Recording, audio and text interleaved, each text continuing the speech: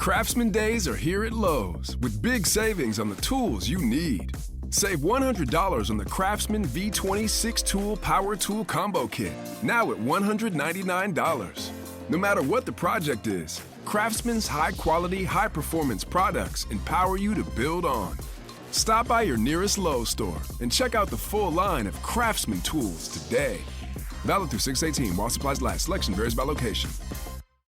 Welcome to Make It Rain with Adam Schein on VSiN, the sports betting network.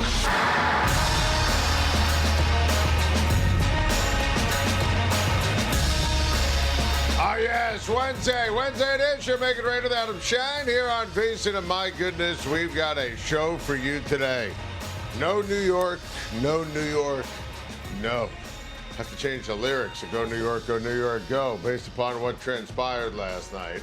We have a lot to say about the Pacers' incredible win, the Knicks' devastating loss, what that means big picture. We'll get into, of course, OKC and Minnesota and what's going to transpire tonight. We have a ton of great stories and ball games this afternoon going on as we speak. So we'll give you some in-game updates and obviously some in-game bets. A great outing by Clayton Kershaw today for the LA Dodgers. That is outstanding. Another reason why you got to love sports. We'll get into the hockey. We'll get into everything going on in the NFL. A lot of interesting storylines in the National Football League that, frankly, can impact how you ultimately bet for this upcoming season now when it comes to overs and unders for the upcoming campaign. We'll get into the Falcons, we'll get into the Bills, we'll get into the Pittsburgh Steelers, we'll get into the Cincinnati Bengals. The prop queen Ariel Epstein is going to join us, so always looking forward to having Ariel on the show.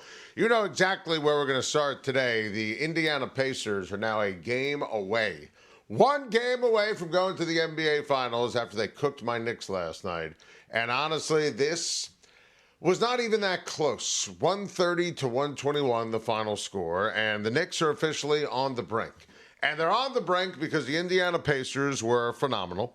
And the Indiana Pacers put on an absolute in-control, dominant, classic clinic fueled by a picture-perfect game from Tyrese Halliburton. This was arguably one of the greatest games in the history of the NFL and the NBA playoffs by a point guard. This was, without question, a sensational, legendary, iconic game. Stat line. And if you had props on Tyrese Halliburton last night, congratulations, because that was awesome. And, you know, when you look at the numbers Halliburton put up, it's out of this world. Basically had a triple-double at halftime. And for the game, 32 points, 12 rebounds, 15 assists. No turnovers. That's unbelievable. And for Halliburton to be that poised, know when to hold him, know when to fold him, know when to take over and score, know when to distribute the basketball. I mean, it was watching a virtuoso, picture-esque performance. He went out and pitched a perfect game. First playoff game in the history of the NBA.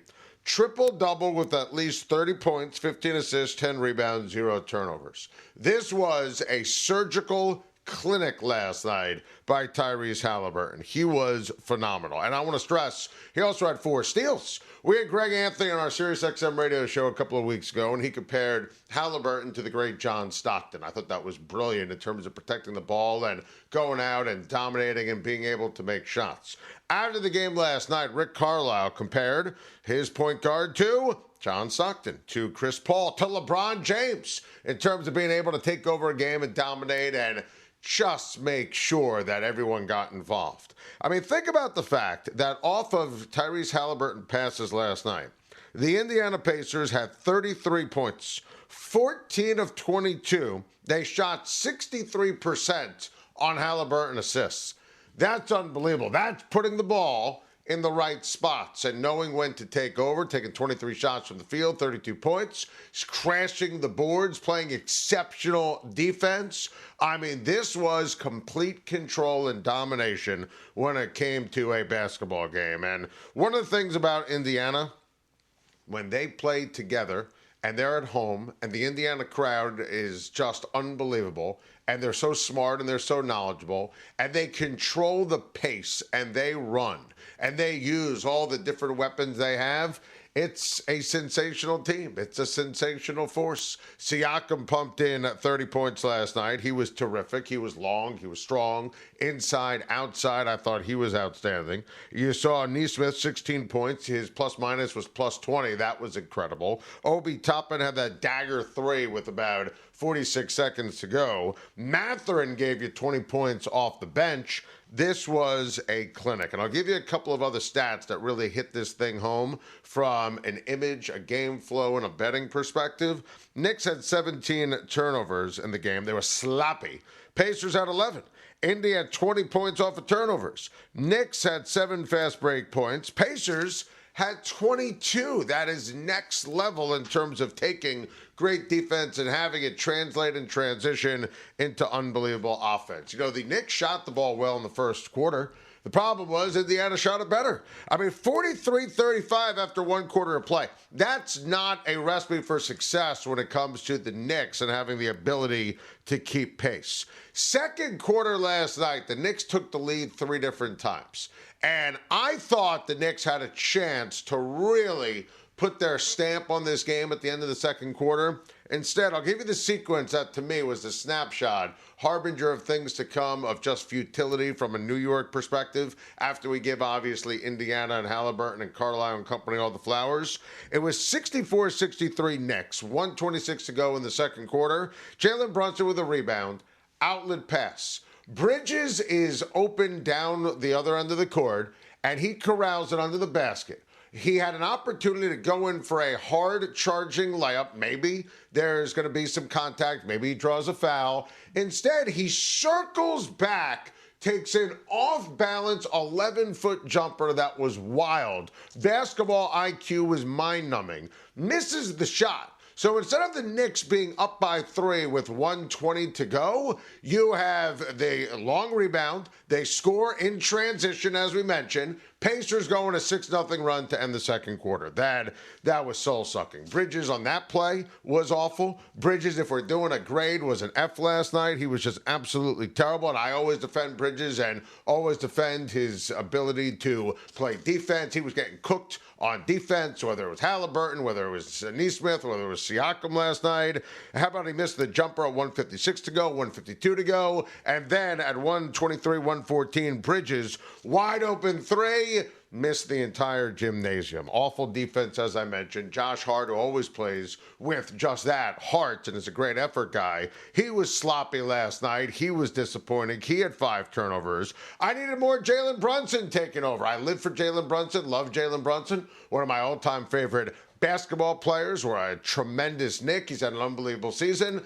Next sentence, Tyrese Halliburton has grossly outplayed him. And I'm a Knicks fan. I love Brunson, but if I don't say anything else, I'm not doing my job. Hit the over on your prop last night. He got 31 points, but I needed more from him in the fourth quarter. I needed him to be Captain Clutch, and he just wasn't. Mitchell Robinson, who I love, like that Tibbs started him, minus 20. Sometimes plus-minus lies, sometimes it doesn't. That felt right. I disagreed with some things that Tibbs did last night. You know why he's playing right. Right is wrong. I mean, he would create a steal or create a turnover, and then bam, turn it back over, a little double dribble. I mean, Deron Wright's been on 10 teams in 10 years. Why is he playing in game number 4 on the road against the Indiana Pacers for my basketball team? And that made absolutely no sense. I didn't like when Tibbs decided to go with Shaman as opposed to Deuce McBride when Josh Hart fouled out. So, look, if the Knicks lose this series in 5, it's a disgrace. It simply put cannot happen. It just cannot happen. They have to at least get it to a game 6. Pacers have outplayed the Knicks last night. And up until that point, they weren't outplaying them. I mean, watching last night, Indiana playing that perfect kind of pace game for them, that was always believable when it was all said and done. But it makes me even angrier going back to game 1. That's the takeaway. That's why we reacted last week in the fashion that we did, because of the likelihood that was going to cost New York this series. So It sucks. It genuinely, if you're a Knicks fan, it's awful. If you're a Pacers fan, you got to love every second. Win away from going to the NBA Finals. And I refuse to declare this thing over, but it's kind of impossible to see the Indiana Pacers lose 3 straight games against the Knicks. So we're on life supports, pushed to the brink here, and obviously it's 3-1 in the East, it's 3-1 in the West, and we have the Timberwolves at the Thunder tonight, and I would be surprised if Minnesota is able to win this game. And I think that when you look at the odds for tonight, honestly, I expect a lot of points. I expect OKC to cover. I would lay the 8.5. I think the over will hit tonight for 220.5. I think Oklahoma City has learned in terms of playing with their food in the prior series against Denver. I think that SGA, MVP, free throw merchant, all this guy does is absolutely just steal your basketball soul with the way he plays. He's just so ridiculously amazing. And, Jalen Williams is having an unbelievable series against Minnesota after, Game 6 against Denver was poor. Game 7 was sensational. That has fueled him. The OKC crowd is unbelievable. I think Chet's going to have a great game. I think Caruso's going to have a terrific, terrific game. And I think that we're looking at OKC, and you know this, and I hope you played it when we said it preseason. We said SGA regular season MVP, check. We said OKC is going to make the NBA Finals, and OKC is going to win a championship. So at every single stretch here, it's been OKC. And take a look at the championship odds, right, for who's going to win a title. I mean, Vegas has caught up to my take. And look, if it is Indiana OKC, look, I think that would be a terrific series, and I think it would be wildly entertaining. I don't care about small markets. It's not my job to sell advertising time for Disney, but that would be incredible, high-level intensity basketball. Indiana would not be intimidated by anything here, but I really think it's OKC's world. We're just living it. I originally said Thunder in 7. I think they wrap this puppy up tonight.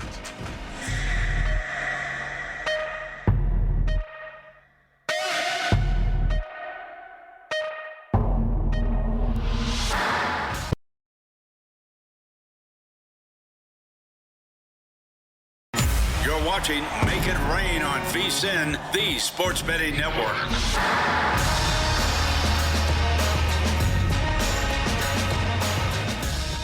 Smarter bets start with VSiN Pro. Now's the time to join through May the 31st. Lock in 14 months for just $199. Extra 2 months free when you use the promo code PRO at checkout. That's less than 50 cents a day for daily email with the best bets from the VSiN hosts and the guests. Real-time betting splits from DraftKings and Circa. 24/7 live video and replays on the VSiN Watch app. Full access to VSiN.com's analytics, trends, expert breakdowns. Plus, get the 2025-2026 NFL betting guide when it drops this summer. This limited time offer ends May 31st, so please don't miss out. Go to VSiN.com/subscribe. Use the promo code PRO to sign up now. That's VSiN, VSIN.com/subscribe. Welcome back, Make It Rain with Adam Schein. So many reasons why you gotta love sports. And you know what I love? I love day ball. There's nothing like day baseball. It is the absolute best. I mean, the New York Mets would never lose a day ball game to the Chicago White Sox, right? That would never happen, ever. Juan Soto wouldn't be 0 for 2 as we speak and see his batting average drop to a grotesque and pathetic 226. That would never happen, right? I would never take any pleasure in seeing that. I would never do that. How about the Dodgers and the Guardians today? And how about our guy Clayton Kershaw? If you bet some Kershaw props, especially strikeouts, congrats on that. And you look at Kershaw, 5 innings pitched, an absolute gem today. Best performance that he has had since coming back. So excellent job by Clayton Kershaw and the Dodgers. You saw Shohei Ohtani go yard yesterday, 20th homer in 55 games, which is absolutely incredible. So excellent stuff here as the Dodgers continue to stick it to the Cleveland Guardians. Then, of course, you have the Tigers and the Giants. And my goodness, I mean, we spent a lot of time yesterday talking about how the Tigers are the best team in baseball and should be celebrated as such. And wow, it's amazing watching this team continue to win, continue to rock and roll, continue to dominate. They won last night. They beat Logan Webb. And, it's just another day, another example where, you see Gleyber Torres with a couple of hits. And Keith was able to drive in a couple of runs and, within a 2 RBI double. And this team is a confident, deep, well-oiled machine. There is absolutely nothing flukish here about the Detroit Tigers. The Red Sox were down big, and now it's tied. Red Sox showing a little life. 4-4. 4-4 right now, middle of the 7th, so we will keep you up to date on that one. The odds are literally moving right before our eyes. Literally, when we started the segment, it was minus 200 for the Brewers. Then it was down to minus 166, and now you could actually get the Red Sox as the favorite. So it's interesting watching this move literally in moments, but Boston at some point is going to have to find a way to win a game like this because, frankly, they have just been off to a wretched start when you look at the beginning of this baseball season. Twins have been excellent to start this season, but right now it's the Rays' day and the Rays' time to shine. 4-0 is the score as we speak. We are in the top of the 8th inning. Rasmussen, 5 strikeouts, 6 brilliant innings for the Tampa Rays. So if you had him in daily fantasy or any props on him, that's obviously a positive. And you know what they say, when the A's and the Astros get together, you throw everything out the window. So right now it is interesting when you look at that game. It was 2-0, and now it is 2-2. 2-2 with the Houston Astros and the Rob Manfred A's. That is the score as we speak when you look at it, and we will continue to keep you up to date here with everything going on in Major League Baseball. Let's do the hockey. The Oilers beat the Stars last night 4-1, and Edmonton takes a 3-1 series lead in the Western Conference Finals. And obviously, McDavid was excellent, couple assists, and obviously you saw what transpired with Draisaitl. He was excellent. Perry the same. Power play goals. The one negative, and this sucks, friend of the show, Zach Hyman, who is a tremendous, amazing monster goal scorer. He got knocked yesterday, and they announced, Coach Knobloch, that Hyman's out for the rest of the postseason.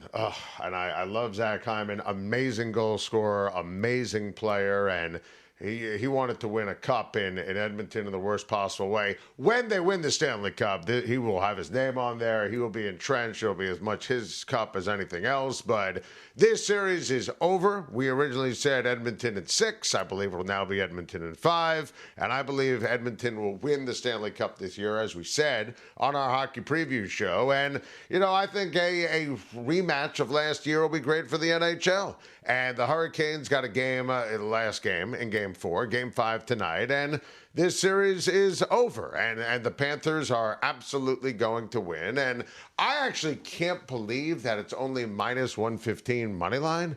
I mean, the Carolina Hurricanes, please. What are we talking about here? This is like a glorified scrimmage for Florida going up against Carolina. So we said originally when we did our picks that you would see Florida win this in 5. Florida absolutely will win this in 5. Shohei Ohtani. I mean, he is the epitome of why you got to love sports. First player to reach 20 homers in the 2025 season, and what transpired last night for Shohei was absolutely positively incredible. And you want to start talking about history, you want to start talking about genius. I mean, Shohei Ohtani is just the 3rd player in Dodgers history to reach 20 homers in the team's first 55 games. 2-run bomb in the 4th against Cleveland. And Ohtani joins Gil Hodges and Cody Bellinger as Dodgers with at least 20 homers in their first 55 games. That is pretty remarkable stuff. And obviously, when it comes to Shohei Ohtani, gives you a lot of reasons why you say you got to love sports. And hey, take a look at the odds to win the National League MVP. I mean, this is as expected based upon the way Ohtani's starting the season. Plus, I also think that from an Ohtani standpoint, right, there's no feel or threat, even though Freeman's been terrific He missed some time, but he's been terrific. Betts the same.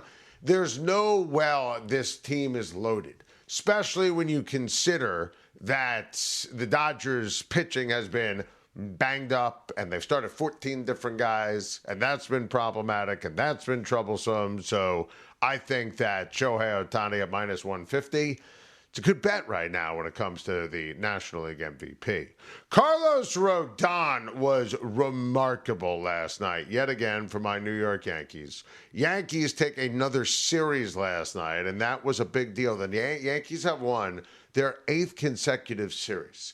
That's how you make the playoffs. That's how you win a division. That's how you get a bye, a 1 seed, a 2 seed in the baseball postseason.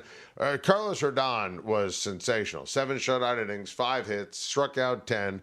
Absolutely awesome. And look, this is huge. When Rodon pitches like this, and he's the wingman to Max Fried, it's inspiring if you're a Yankee fan, or if you have a future bet on the Yankees doing big things in the American League. So, Luis Hill's coming back. So this is a big deal. Winning another series, that's a huge deal by the New York Yankees. Tremendous job. Ben Rice hit another home run. Excellent job by my New York Yankees. Christian Yelich able to hit a walk-off grand slam. That was awesome. In extra innings. Yelly, that was awesome. A grand slam in the 10th inning, walking it off for the Milwaukee Brewers.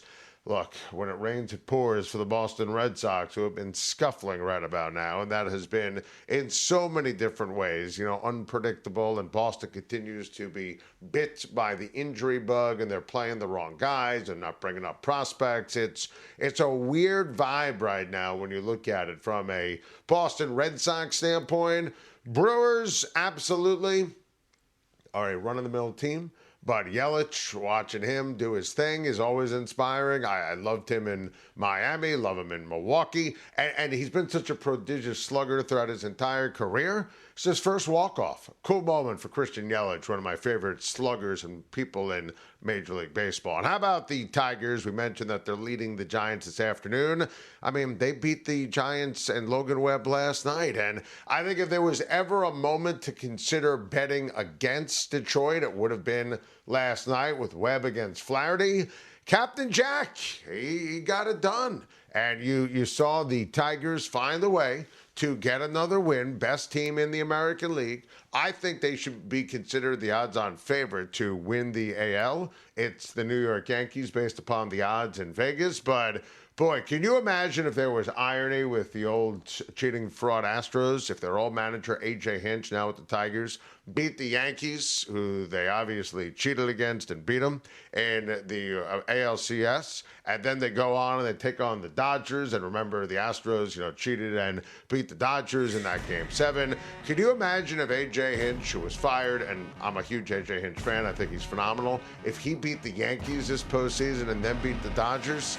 Man, that would be wild times, man. This Tigers team is just absolutely awesome.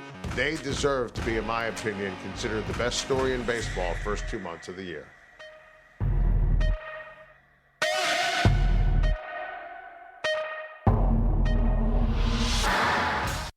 You're watching Make It Rain on VSiN, the sports betting network.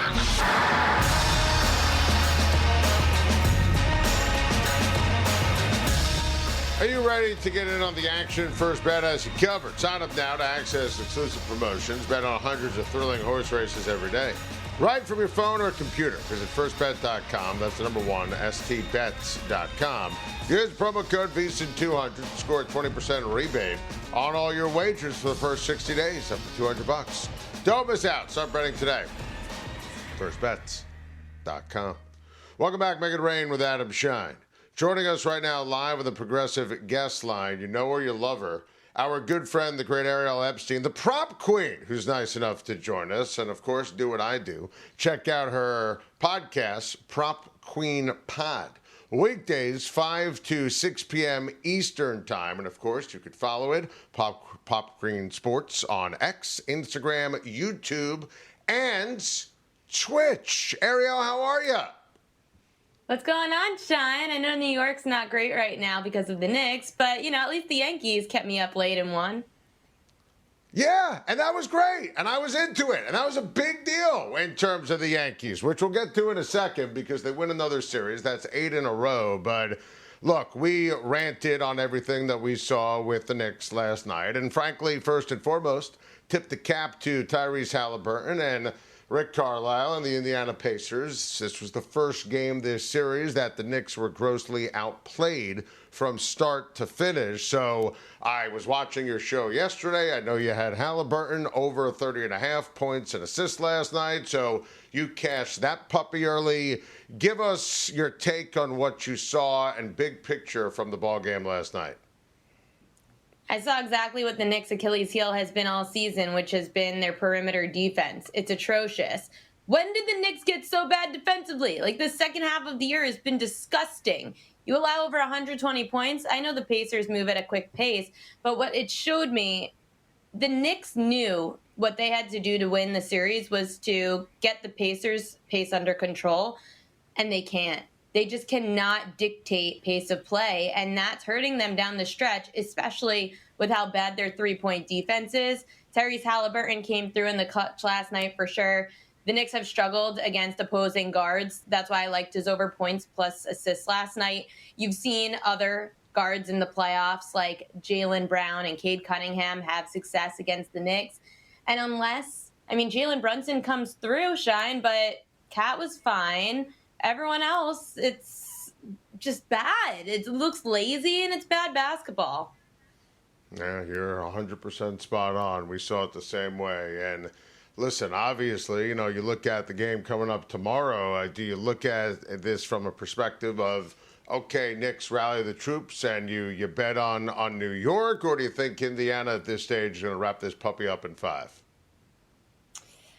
The only way I would play it is taking Jalen Brunson over points. He's been electric at the Garden. He's great at the Garden against the Pacers. I stayed off Brunson's prop last night. I know it ended up hitting the over. However, Brunson has averaged 6 more points a game against the Pacers throughout the last 2 seasons when he's at Madison Square Garden. That number is close to 30 a game, as opposed to on the road in Indiana, where it's 23 a game. Jalen Brunson is the play to me because if he doesn't come through, then the Knicks season is over. Schein, there's no other way for the Knicks. If Brunson could put up 30 last night and they still can't win a game, what's going to happen if he doesn't put up 30? Nothing. You lose. So, yeah, that would be the only thing I'm looking at. And maybe something along the lines of like a Cat points plus rebounds, or you could look at Josh Hart if his rebound number gets a little too low now that he's been coming off the bench on the boards. But he's still had a good season rebounding in the postseason with 10 or more boards in most games of the postseason for Hart. Yeah, I think you nailed it on Brunson. We played Brunson points last night. Hits, Cat over points, hit. Knicks money line that did not hit last night. Do think the Knicks will win. I saw they're favored, obviously, by 5. So we'll see. It's been a topsy-turvy, unpredictable series. It's always one of those situations, Schein, where you get that team that could clinch on the road. They're like, we might be better off just clinching at home. It's fine. I think there's a lot of truth to that. I think the Pacers could be the exception to the rule based upon mentality, and especially Halliburton. Reggie Miller will be there in New York. They love feeding off that crowd as the villain, so we'll see. I'm not surprised New York's favored by 5. I think New York will win tomorrow, but obviously we got a ball game tonight with the Thunder and the Timberwolves, and I picked OKC preseason to win a championship. I pick them in every single stage here. I originally said this would be a longer series and OKC would win. We're at a stage right now where I expect a lot of points tonight. I'll play the over. I think OKC wins. Wouldn't be surprised if they cover. SGA, it's a high number. I think that can hit. I think Jalen Williams is going to have another monster game. What are you looking for tonight with OKC in Minnesota? You're right on SGA. You're paying a premium on him because the averages indicate about 30.5. So even if it was 31.5 for SGA, that would be acceptable. A 32.5 number is just insane because that's 2 to 3 points off average. You could look at his assists, but I don't really love it so much on a clinching situation. As much as SGA has had over 7.5 assists in 3 of 4, he hasn't had over 7.5 assists in the clinching games that the Thunder have had. You're right about Jalen Williams. That's where I'm going to look because his number makes sense. 21.5 points prop, juice to the over. Williams averaging 23 points a game this series. 20.5 at home overall in the postseason, but he has also, Williams, underratedly gone over 21.5 points in every one of their clinching games, just as SGA has. If you want to look for a fade, Anthony Edwards, his number is always too high. His number has really fluctuated a lot. Schein in this series was 24.5 at one point, 27.5 at another. Now Anthony Edwards points prop, 26.5. It's a number that he's gone under in 5 of 8 games against the Thunder this season, and on the road went under in all but one of those games. So I don't really like Anthony Edwards too much tonight. Maybe you take his under points, and there's another player I would not mind fading, Rudy Gobert. Schein, if you just take under 7.5 points, just take out the 27-point performance that Gobert had in LA against the Lakers in the first round. Take that out.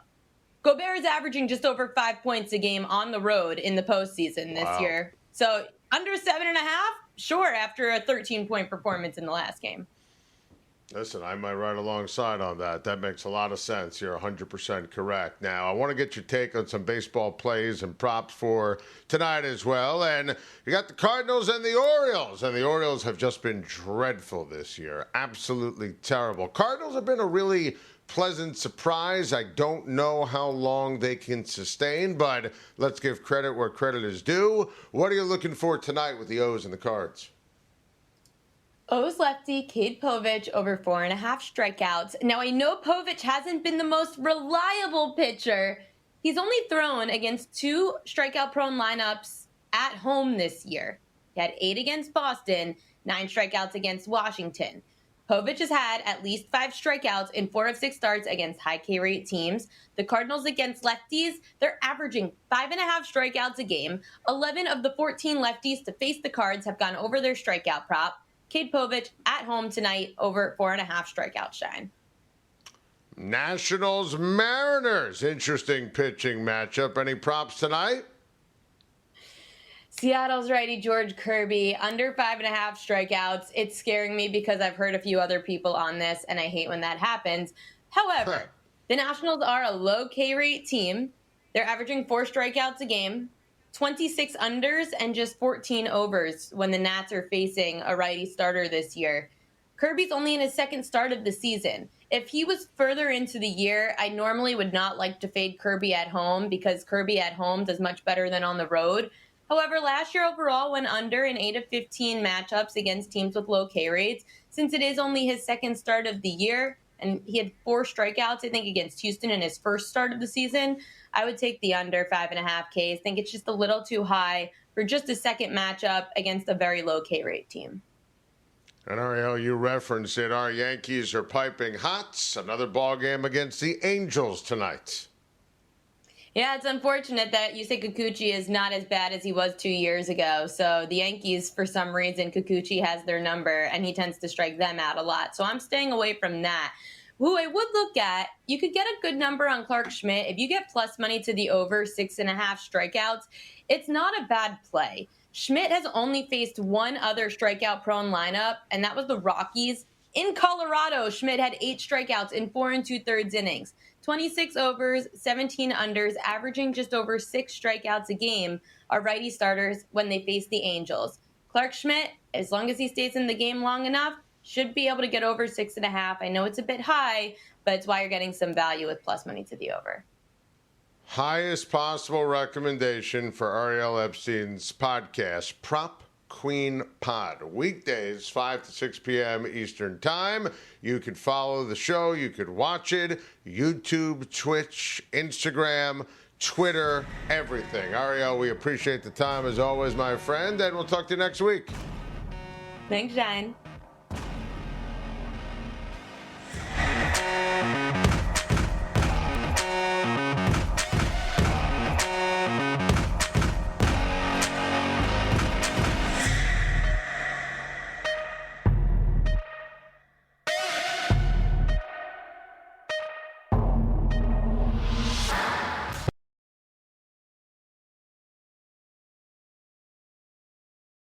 You're watching Make It Rain on VSiN, the sports betting network.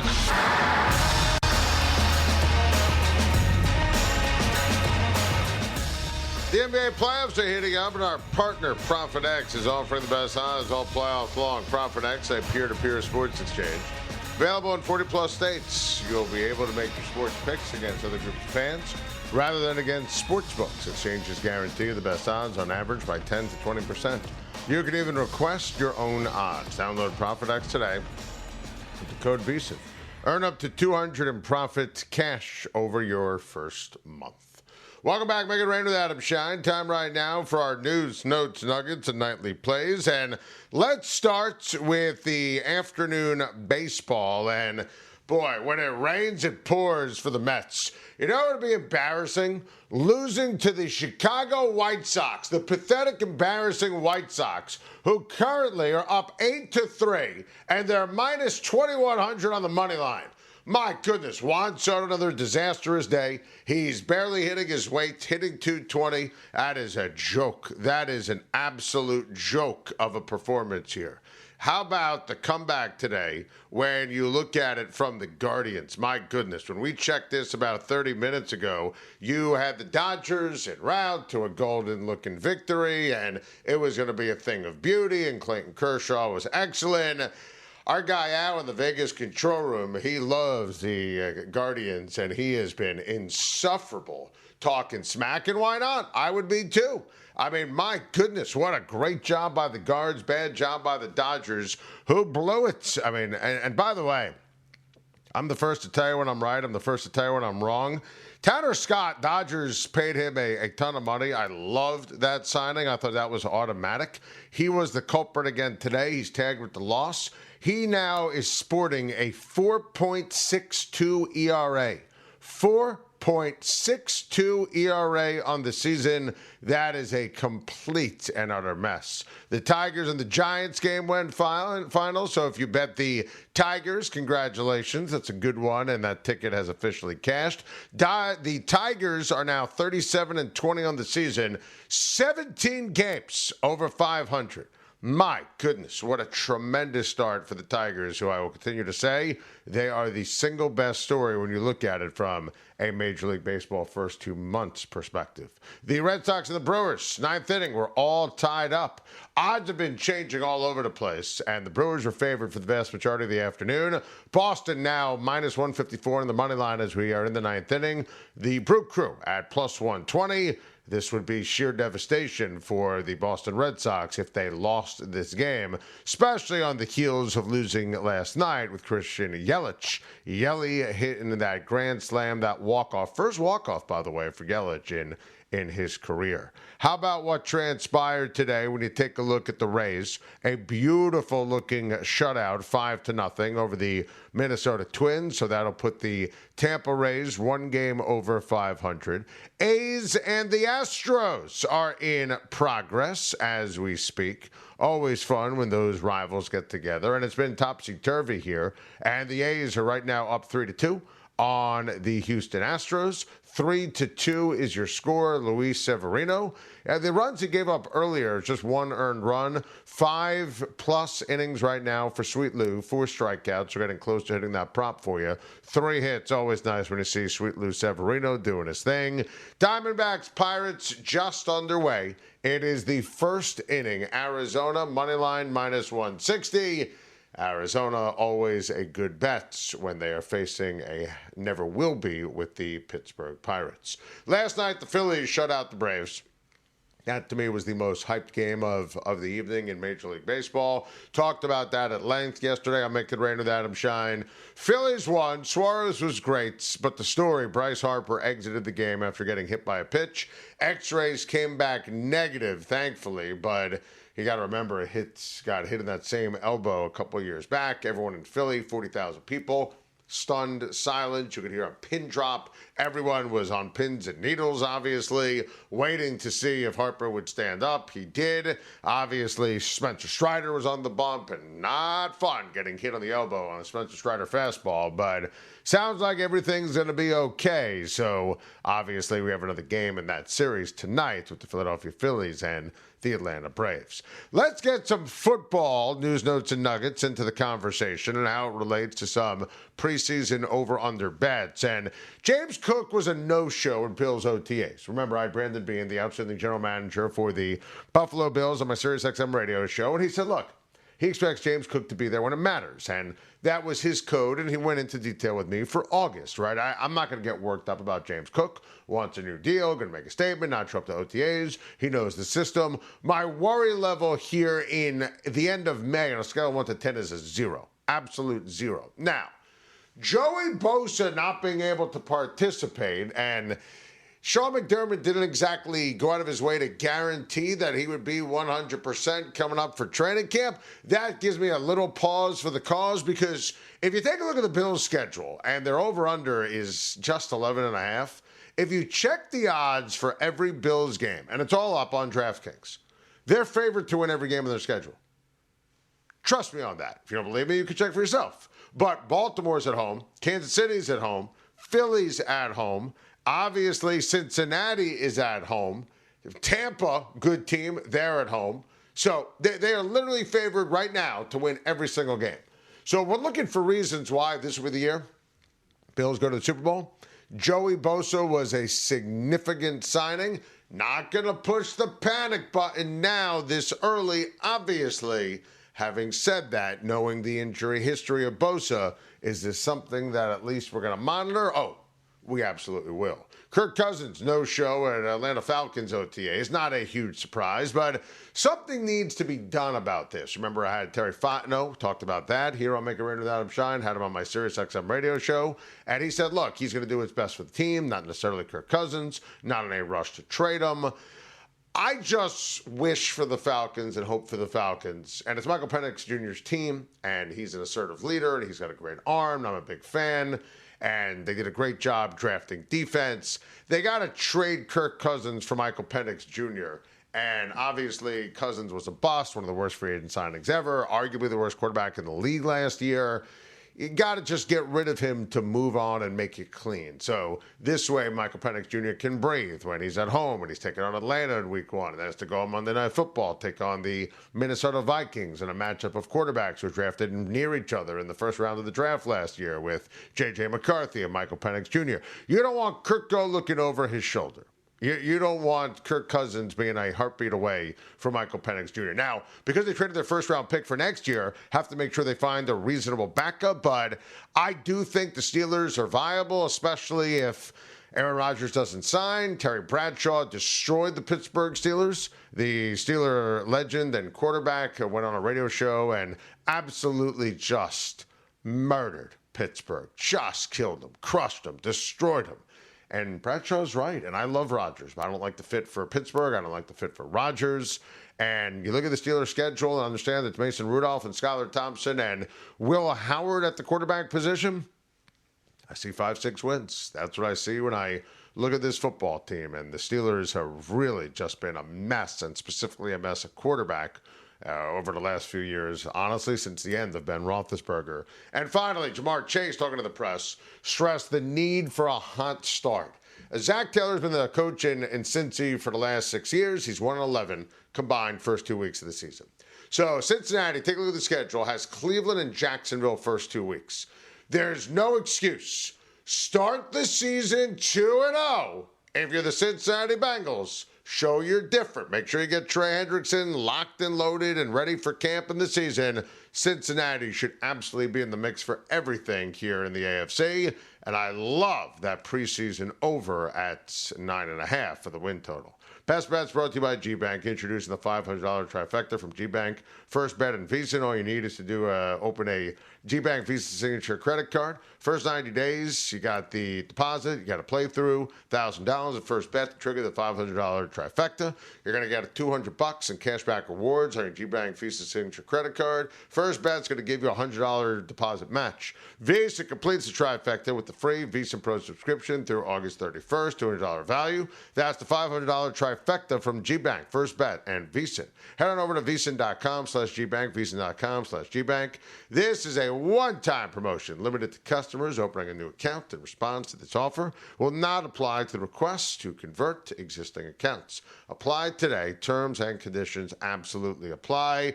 We're going to go with points tonight. Timberwolves, Thunder, over 220.5, -112. You're welcome, America. Stay tuned to VSiN after Make It Rain. Follow the money. I can't wait. Mitch and Paulie at 4 p.m. These guys are just rock stars. And it's VSiN Prime Time with Scotty Seidenberg coming up at 7 p.m. Eastern Time. Then stick around for Cashing Out coming up at 11 p.m. Eastern Time. Thanks to Al and Evan Ferris and all the guys in the Vegas studio. Our incredible producer, Mike Cohen. Talk to him mañana. Make it rain with Adam Schein.